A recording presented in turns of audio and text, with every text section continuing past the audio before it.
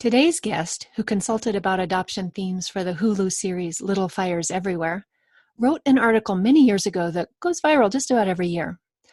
The article is called 10 Things Adoptees Want You to Know, and within it, Lesli Johns, adoptee and therapist, hits at so many of the things we adoptive parents need to, well, know. Lesli and I explore two concepts in infant adoption. One, the newborn as a blank slate, and two, the nature versus nurture debate. Adoption, The Long View is a podcast brought to you by adopting.com. Our focus is more on the marriage than the wedding. Once you fill the crib and are legally joined to your beloved child, your journey's not over, it's just beginning. We cover things you need to know now, perspectives you need to hear now. I'm your host, Lori Holden, author of The Open-Hearted Way to Open Adoption and longtime blogger at lavenderluz.com. I'm a mom through infant adoption to a daughter and a son, now in their late teens, and it's been a ride. Think of any road trip you've taken. There are ups and there are downs, and it's always an adventure. You're always glad for the trip, but afterward and during, you might end up thinking, if only I knew then what I know now. So, here we go. With me today is Lesli Johns, MFT. Lesli is a licensed marriage and family therapist and coach specializing in adoption and related issues. Her clients include all members of the adoption and foster care community, adoptees, adoptive parents, waiting parents, birth first parents, foster parents, and families. An adoptee herself, Lesli's personal experience enables her to connect with this community in a unique way. Lesli is a certified EMDR therapist and trained in brain spotting and the trauma resiliency model. In addition to her work in private practice, Lesli provides coaching services both in office and virtually to adoptees, adoptive parents, and birth parents worldwide. She facilitates virtual healing courses and adoption support groups and conducts adoption awareness and education workshops in schools, universities, and mental health settings. And I've had the privilege of attending several of those. Lesli also consults on film, television, and creative projects that have adoption-related themes. Lesli, welcome. Thanks, Lori. It's nice to be here. Great to have you. Can you tell us briefly your story of becoming an adoptee, the thing that happened to you? Becoming an adoptee. That's a great way to word that question. I was born a long time ago, and my birth mother, Candace, she was part of the baby scoop era, right? So she got pregnant when she was 19. She hid her pregnancy from her parents, and her family. And when she was about 8 months pregnant, she was sent away to, when they found out she was pregnant, she was sent away to have me. Let me just interject here. Baby scoop era has those elements that you're talking about. Right. It was in the 50s, 60s, 70s ish. Yes, I was born in 1967. Yeah. And it involved women in unintended pregnancies facing a lot of societal shame and secrecy, not a lot of choice, and being whisked away to not bring further shame on the family. Is that a way to? Okay. Yeah. All right. So go ahead. So she was sent away to finish out her pregnancy. She had me. She wanted to figure out a way to keep me, but both her family, her parents, and also my biological father's family made the decision that wasn't going to happen. So I was put in foster care. And when I was about 3.5 months old, my adoptive parents adopted me. So that's how I came to be an adoptee. And did you experience search and reunion? I did. So in my 20s, I contacted Department of Children and Family Services to see if I could get information about my birth parents. And California, the state that I was born in, has closed records. They're still closed. So, which means that when records are closed or sealed, adoptees have no access to their original birth certificate. So I did get some general information then. I was also told that there were letters that my birth mother had been sending since I had turned 16, that were in my file. But again, I couldn't have access to that. So I didn't search for my birth mother, but she searched for me. And we have been in reunion since I was about 26 years old. And how about birth father? She helped me find my birth father probably about 15 years ago. And we found that he had died when he was really young. So I've contacted some of his family members. He was one of 6 siblings, but I wasn't able to meet him because when I found that information, he had already died. That's one of the issues that comes up when things are closed down and sealed away from you for so long. Yeah. Yes. It's certainly something that happens when a lot of clients that I work with, they're so concerned about hurting their adoptive parents by searching, right? Even if their parents have said, we'll help you, we're okay with this, there's still some residual guilt around searching. And so oftentimes adoptees will wait until their adoptive parents have died to begin the search. And unfortunately, what happens is oftentimes they'll find that their biological parents have also died. Mm. So then there's more grief and loss. Right. Let's talk about that, that article that you wrote on the Huffington Post many years ago. It was called The 10 Things Adoptees Want You to Know. And it's so funny because this tends to come up on my radar every once in a while. It went viral then, but several times then as well. Every once in a while, it'll just keep showing up in my social media streams and people are finding it for the first time and sharing and sharing and sharing. So of those 10 things, would you pick a few of those and tell us what they are? And also maybe tell us, why do you think it keeps going viral? What's so evergreen about it?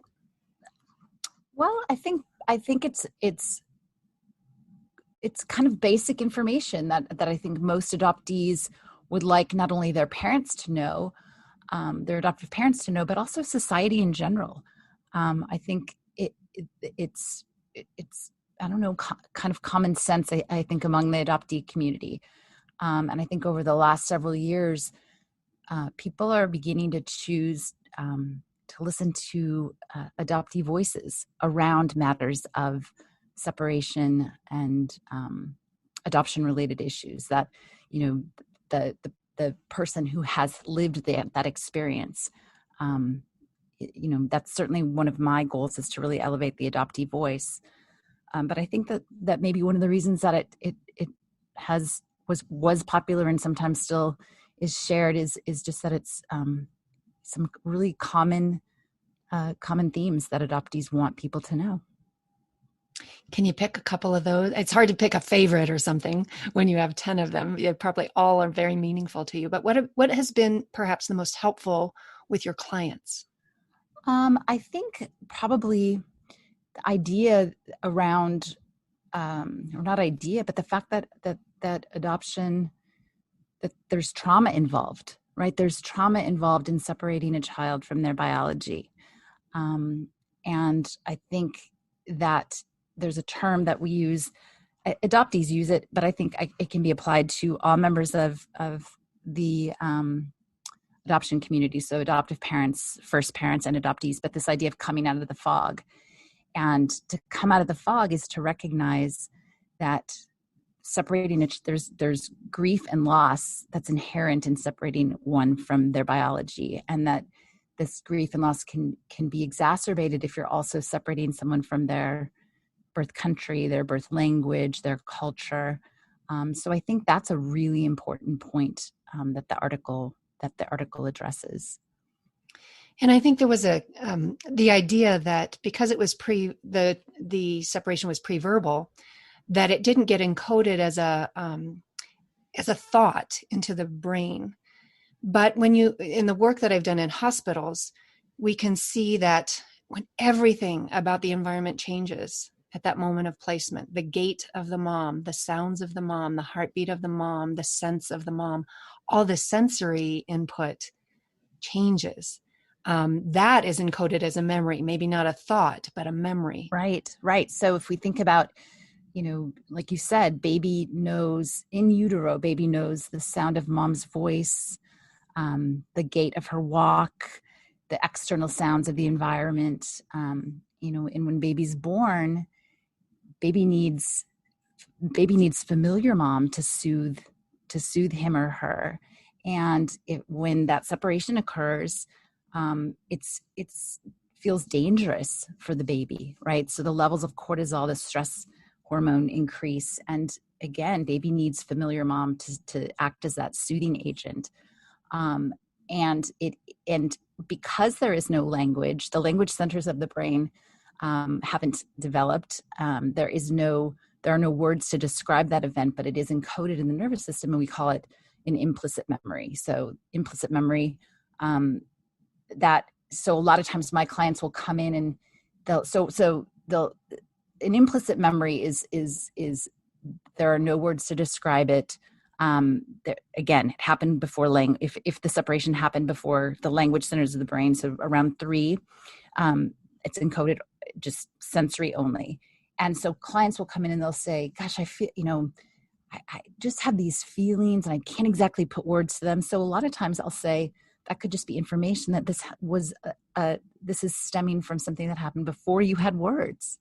So in terms of therapy, that's one of the reasons why I became trained in EMDR and brain spotting, because those are excellent therapies to work with implicit memory. So we're able to access the part of the brain, the subcortical region of the brain where trauma is stored, with EMDR or brain spotting, and talk therapy can't access that area. Fascinating. I've heard such remarkable stories of clearing and healing with brain spotting and EMDR around preverbal trauma. Yeah. So that kind of leads into this idea that we once had, probably in the baby scoop era, about the baby as a blank slate. And if we just catch them early enough and make this switch, they won't have any after effects about it. Where do you think that idea came from? And well, I have 3 questions about this. So where do you think that idea came from? Well, that's a good question. I think probably that idea, not that it came from anywhere, but it was just before we had all of the information and neuroscience and neurobiology. We have so much more information about the brain and the nervous system now than we did when that was considered true, right? Bring baby home, tell as few people as possible, and they'll never know, and we know that's just not true. I mean, even working with adoptees, late discovery adoptees, so adoptees that find out their adoption status later in life, they'll say, I knew something was different. I knew I didn't belong in this family. I just felt like something was different. So we just know that the blank slate idea is false. And it sounds like a case of, now that we know better, we need to do better with that new information on brain science and development. Yeah. So we had this idea. It was misguided. It was wrong, but nobody had bad intentions of using this policy or using that notion. But what policies did the blank slate baby lead to? What policies did the blank slate baby lead to? Yeah, this baby is a blank slate, so we're going to handle adoption in these certain ways. So we're going to pretend it didn't happen. We're going to pretend that our family began when this baby came to our family rather than when this baby was born. We're going to pretend this baby looks like us. We're going to pretend this baby has the same, this child has the same genetic makeup, the same medical history, right? It really erases the identity in some respects of the child. When there's the blank slate idea, we're going to put all of our hopes and dreams and wishes for what we wanted in a child onto this blank slate. Is that kind of what? Exactly. Yeah. And all that pretending for all people involved in this, for the mother who placed, the father who placed, and for the child and for the adoptive parents, there's a lot of pretending going on. And when you're pretending, you're not dealing with what actually is going on. Exactly. And when hard, big emotions do come up, you're not very well equipped to allow them to flow and deal with them and process them and incorporate them. And so it kind of creates what I call like trauma bubbles, or, just Sure. things that over time become calcified and harder to deal with if you're not dealing with them as they come up. Right. Yeah. And thankfully, I mean, I guess when you ask that question, the reason I paused is I am so such an advocate for openness in adoption when it's safe for the child, and such an advocate of truth and transparency around adoption related issues. So when you asked me that question, I just was caught off guard that I know that there are still families that don't talk to their children about adoption and try to keep that information. But I guess the work that I do, it's very, very, very infrequent. So that's good to thankfully, hear. right? That means that we're knowing better and doing better. Right. Yeah. And I think we've answered my third question about the blank slate baby. Do we think it's accurate? And we now know it's not accurate. No. And it kind of leads into my next question, which is about nature versus nurture. That whole debate that has been going on for years, decades. And I've been surprised on my own road of the many nature traits that show up seemingly out of nowhere in my children, like a speech mannerism or a gesture or a strong preference or an aversion that can't be explained by anything other than it's in the genes. And when I started out on this journey, I held the belief that nurture, which would come from my husband and me, this would be a really big part of who my children turned out to be. And I've since found out that I was mistaken on that. And that's not to say that nurture is nothing, but it's just to say that I had dramatically underestimated nature. What do you think about the interplay between nature and nurture for an adoptee? Is there a way to measure and compare the influence of the two sets of parents? And should we even try to do so?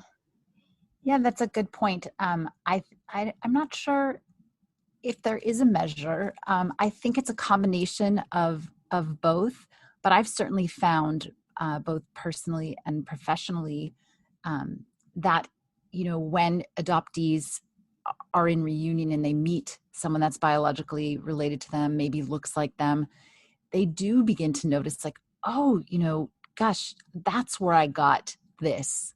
Or you like that, I like that. And it can be really validating.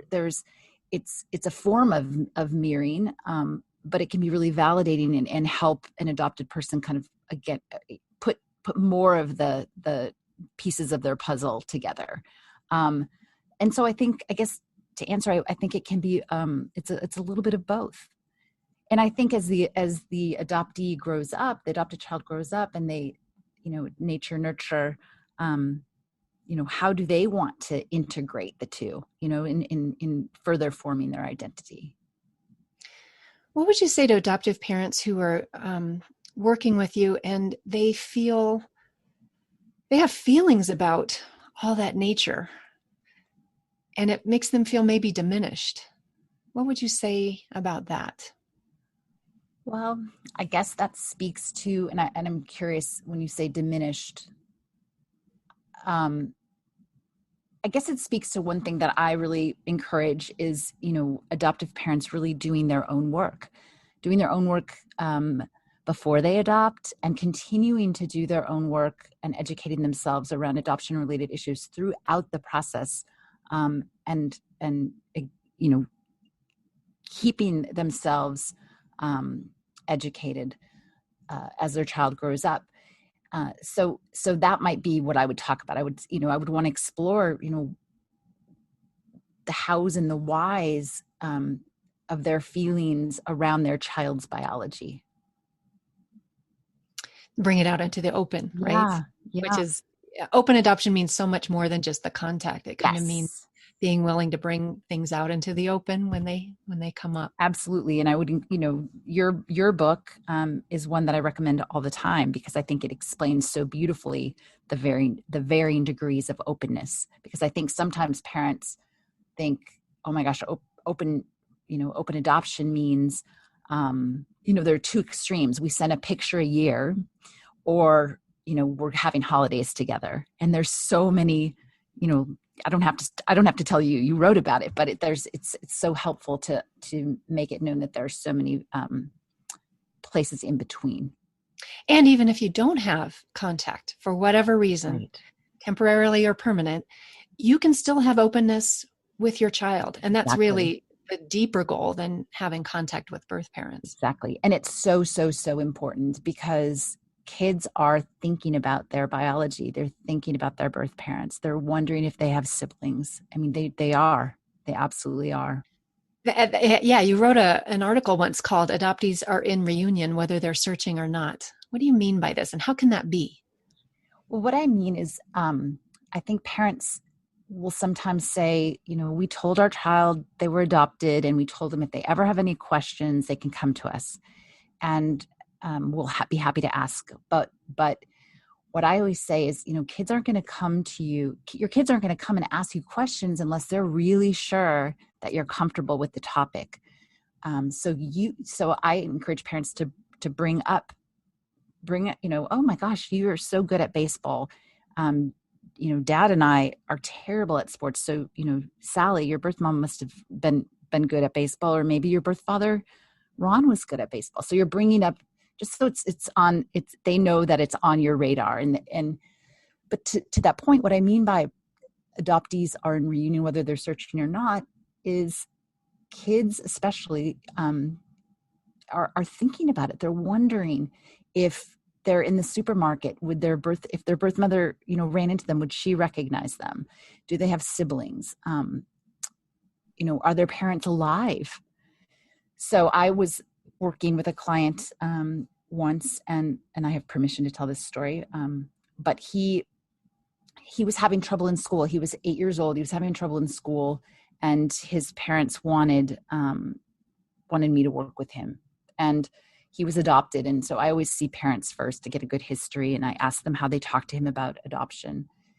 And the dad said, oh, this has nothing to do with adoption. He's just not paying attention in school, which I kind of shook my head but didn't really believe that.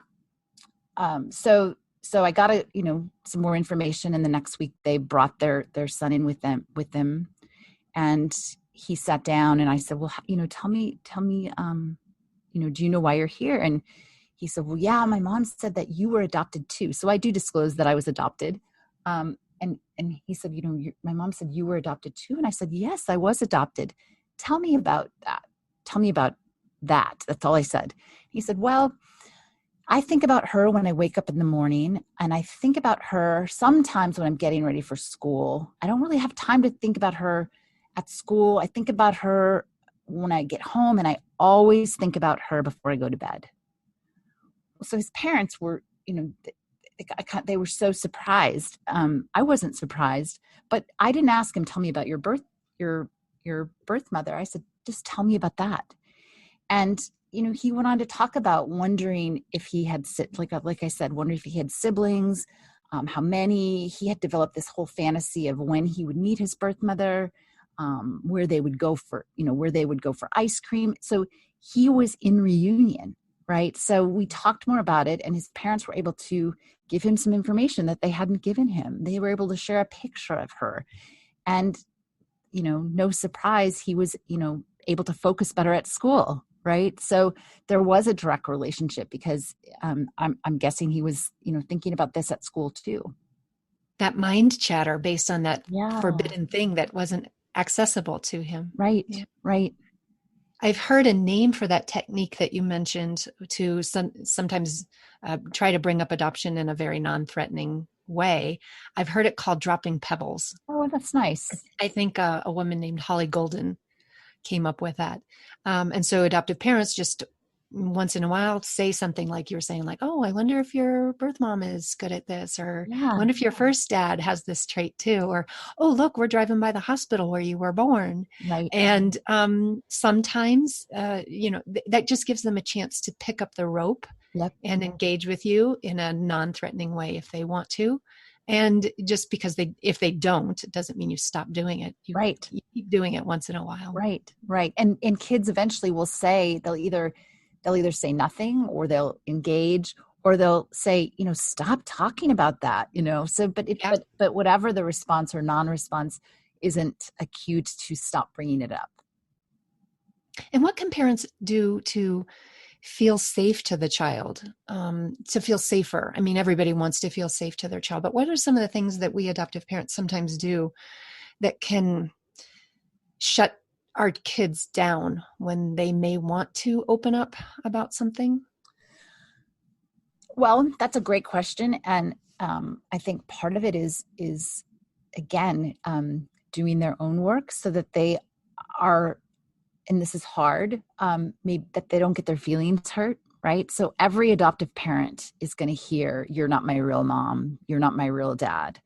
Everyone. I can't think of one parent that I've worked with who, and even parents that I haven't. I mean, my own, my own mother heard that. So I've heard it. yeah, and it's to not, your feelings are going to get hurt, or you're going to be upset, but go, go work that out with a therapist, or talk to your partner, or talk to a friend. Don't let your child, don't let your reaction show to your child. Right. So that's one way. Being open when they ask questions, right? Being open about, again, setting the stage where you let your kids know that they can talk with you about anything, adoption related and anything. There are different ways of working with behavior. So I know timeouts are kind of one way parents discipline kids, sending them to their room, or you're taking a time out. I always encourage adoptive parents to, and I probably would encourage any parent, but especially adoptive parents, to do a time in, right? So this is a child that's experienced, separation loss, maybe multiple separations. If they were in foster care or different placements, you don't want to send them away. You want to encourage them, just, you're going to sit here, mommy's going to sit here with you, and we're going to have, 5 minutes of quiet. So those are some of the things.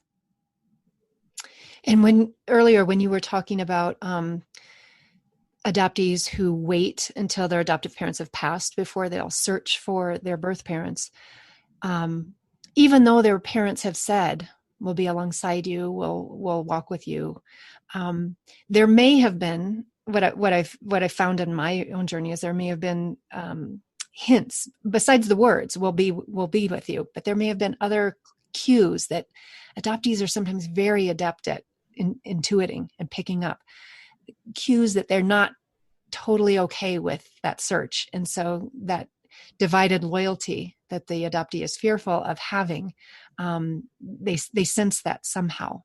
Yes, that's certainly true.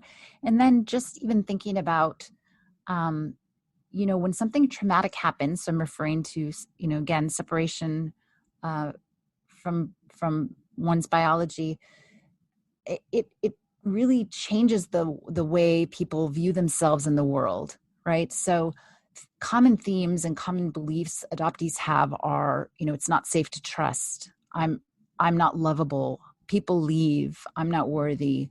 I'll be whatever you need me to be. So these themes that happen, that and again, it's what has happened is really important. But again, when trauma occurs, a person does generally develop certain beliefs about themselves and the world. So if any of those beliefs are reinforced, by a parent's reaction or something they say, it certainly will prevent them from searching and prevent them from feeling safe. And I think it's normal it's understandable from the construct that we've had about adoption in our culture, that either or mindset that I talk about in the book. When we think that you can have one set of parents, but you really have two, so we have to kind of do something to get rid of that other one, because you can only have one mom, you can only love one mom, you can only claim one mom and dad.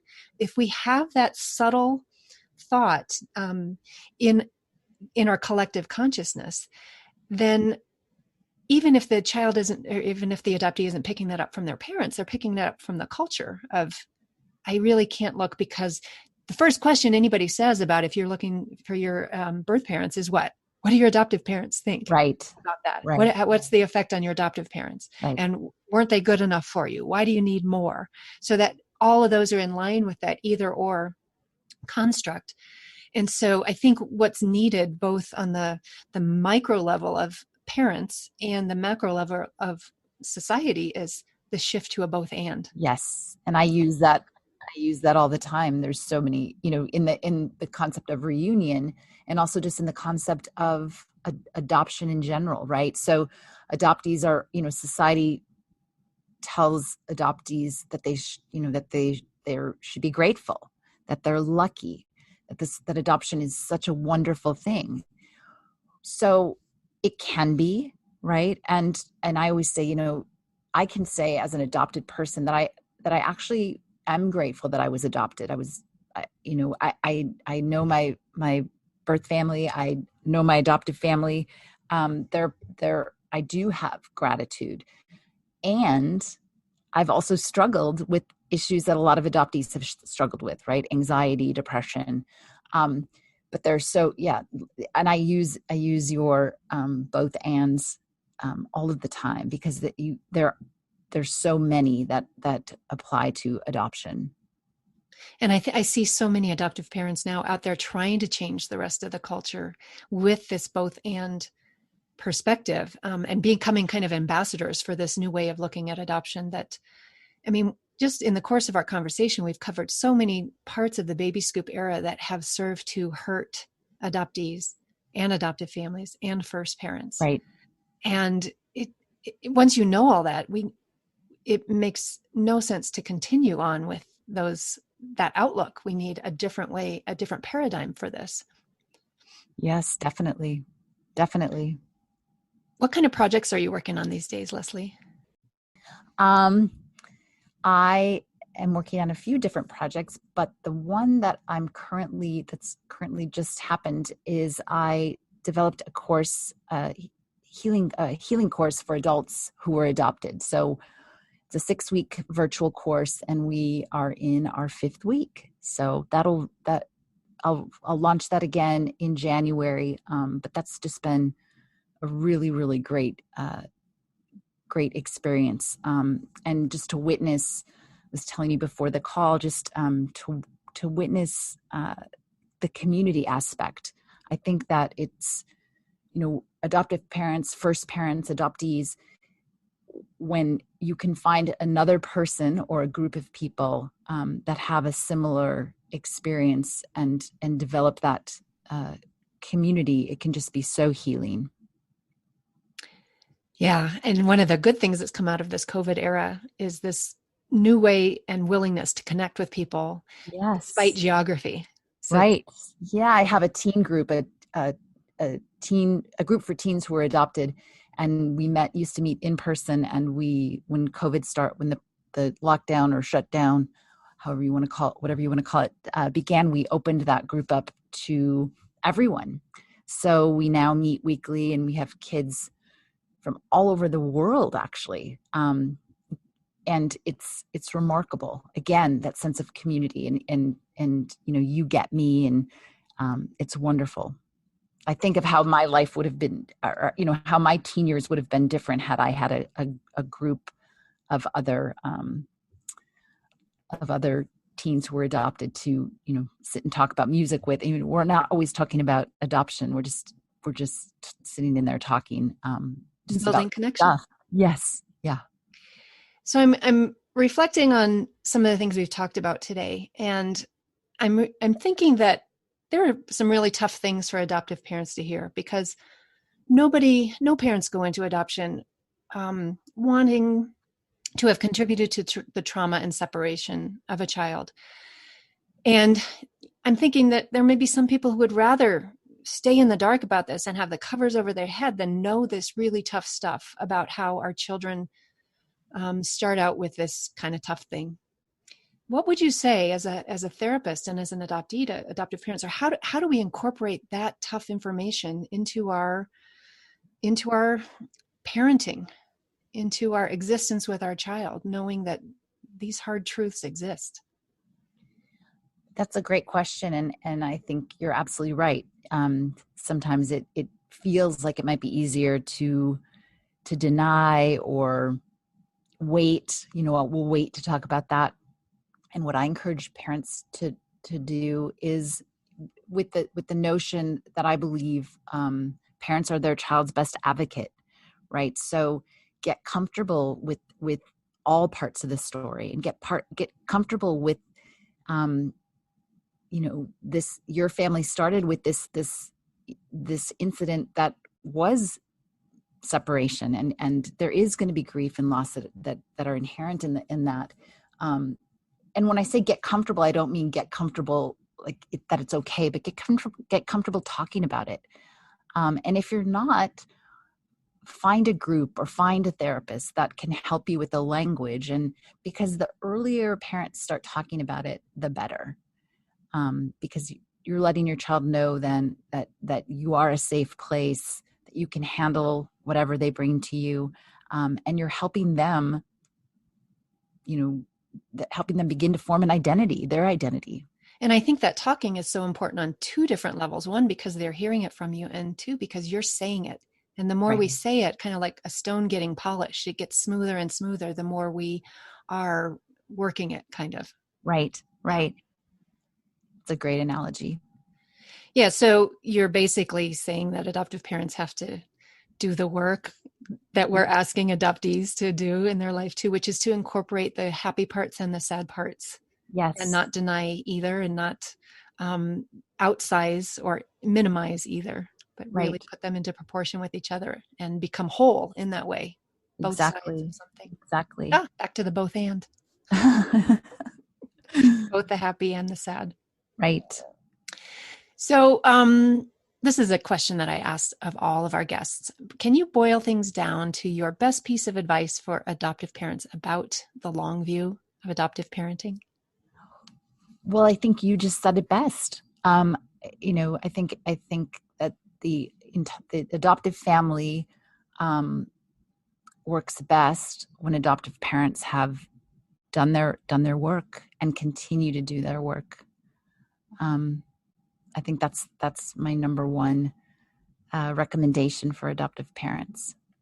One of my earlier guests said something like, get comfortable with the discomfort. Yeah. Perfect. Don't run from it. Don't squash it down. Yeah. Acknowledge that it exists and let it deal with it. Right. Deal with your stuff, which is what another guest has said. Right. So there's a common theme running. Yeah.